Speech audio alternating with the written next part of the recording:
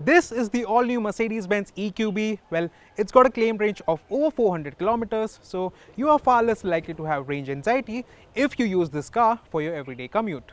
But what if you want to take this car on a long weekend road trip without having to charge at all? Well, that's exactly what we are doing today. It's a lovely Saturday morning and I'm in the mood to revisit one of my favorite cafes and have a really nice lunch. But the only catch here is that we are somewhere in Navi Mumbai right now and our lunch spot is in Pune. So that's a good 350 kilometer plus round trip. On paper then, it seems quite doable. But if you're from Pune or Mumbai, you would know how notorious Mumbai-Pune expressway traffic can be. Also, it's a weekend, so we will have some extra road users for company. Anyway, I am hoping to make it to Pune and come back with some charge left in the EQB.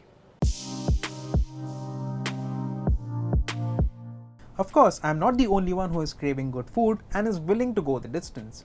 There's Haji, Pawan and Manish who are also equally curious to know how comfortably we can make this trip. The pressure is on the EQB then. We made an early start from our office in Navi Mumbai. With 100% charge and a displayed range of around 400 kilometers, we hit the road.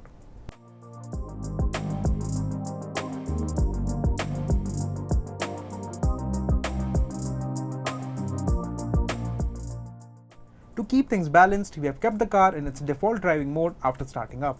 In fact, the EQB is always in comfort mode unless you switch to Sport or Eco. For regen braking, there are 3 levels for intensity: minimum, standard and maximum. For this trip, we have kept it on standard regen setting, which I think will help us a lot in regaining some of the lost charge on our way back because it's mostly downhill.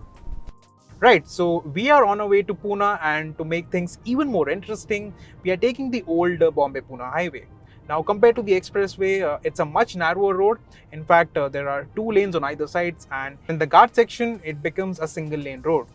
Well, I believe this way we would be able to bypass most of the truck traffic that we would have come across on the expressway. Well, that's the idea anyway.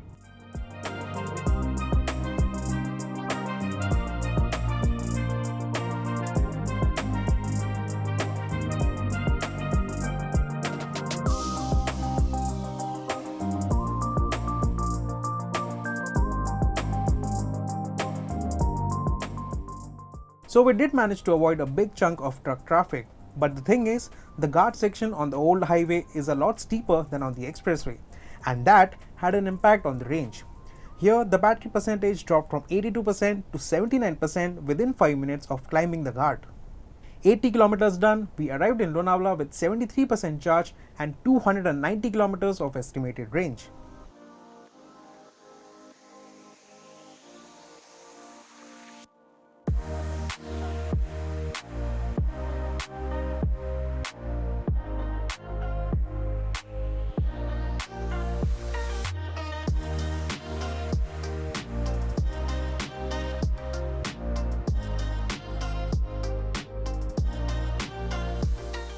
So the old highway becomes much better once you have driven past Lonavala.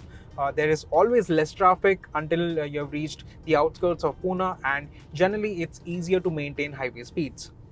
Not like it's a struggle in the EQB anyway. I mean, it's got 2 electric motors, one each at the front and rear axle, and they both are powered by a fairly large 66.5 kilowatt hour battery pack. Now in terms of power output, you get 288 brake horsepower and 520 Newton meters of torque. The EQB is quite clever when it comes to putting down all that horsepower and torque. So the power going to the front and rear axles is regulated 100 times per second depending on the driving situation.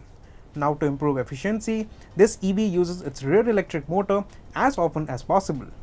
It's only under load that the system engages the front motor to deliver the full potential. As for the battery, there's a 66.5 kWh lithium-ion battery made up of 5 modules, and it's located underneath the passenger shell. Like all EVs with the big battery packs, the EQB is quite heavy. In fact, we tested it for its weight and it turned out to be exactly 2.2 tons. Naturally, it's not the sportiest thing ever, but for driving around town and for occasional road trips like the one that we are doing here, it is so comfortable. It's dead silent at low speeds, and the overall refinement level isn't lost even when you're doing highway speeds. Now, of course, there is some tire noise, but it's only noticeable when the music is not playing or all of the other occupants in the car have fallen asleep. Now that is something which is bound to happen quite often on long road trips, simply because this car is so quiet and relaxing. It was smooth sailing all the way till the outskirts of Pune, wherein we found some traffic first at one of the tolls and then while approaching the city centre. As for the remaining range, we had 50% charge left in the battery and a displayed range of 235 kilometers. So far, we achieved a battery efficiency of 5.1 kilometers per kilowatt hour after driving for 142 kilometers, which isn't bad at all given that it's mostly uphill driving.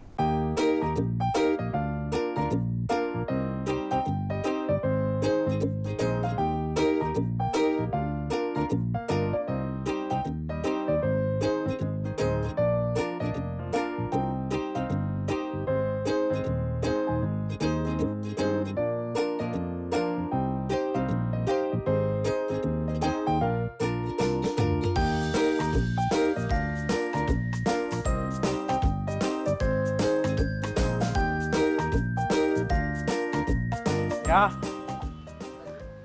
The sheer joy of finally eating something that you have craved for so long is something else. Right now, my heart and my stomach both are equally full, and I'm glad we could make this trip in the EQB.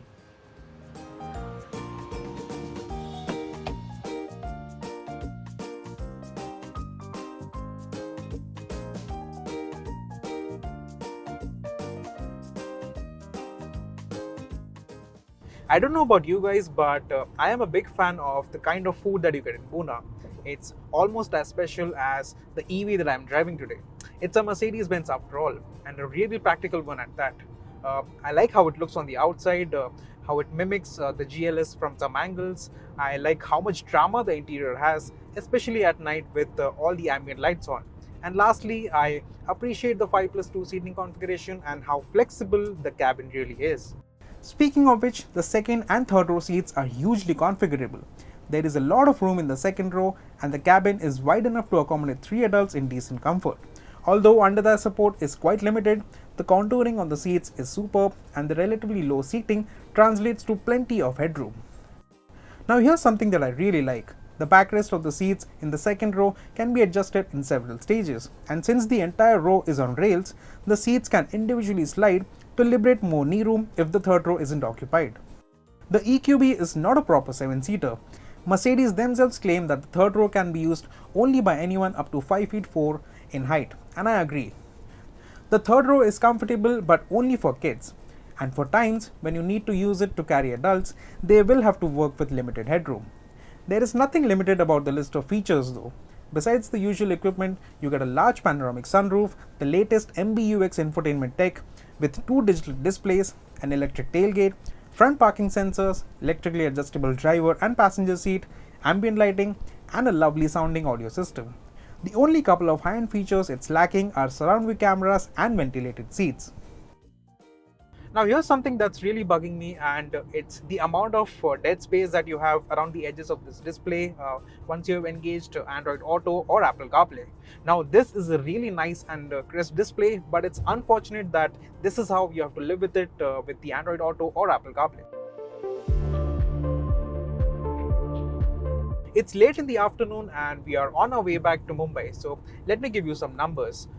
The battery percentage is at 41% right now, and the car is telling me that I have 176 kilometers of range left, and we have covered almost 210 kilometers right now. Thankfully, I have 2 things going in my favor right now. Firstly, we are taking the Mumbai-Pune expressway for our way back, which is nice and open for the most part. And at this hour, I believe we won't have much in terms of traffic, which will slow us down. And secondly, it's mostly downhill, so I can rely on the car's regen braking to put some amount of charge back into the battery pack and help us with the range. Like I said in the start, we are keeping the regen intensity in default mode, which means keeping it between maximum and minimum levels. Now, even though you cannot fully disable it like you can in some EVs like the Hyundai Ioniq 5, the recuperation on the EQB doesn't feel unnatural when it comes to curbing momentum, at least in the standard setting. Of course, at maximum level, it will slow the car right down when you let go of the accelerator pedal, but for everyday use, the standard setting for the regen is the one that we would recommend.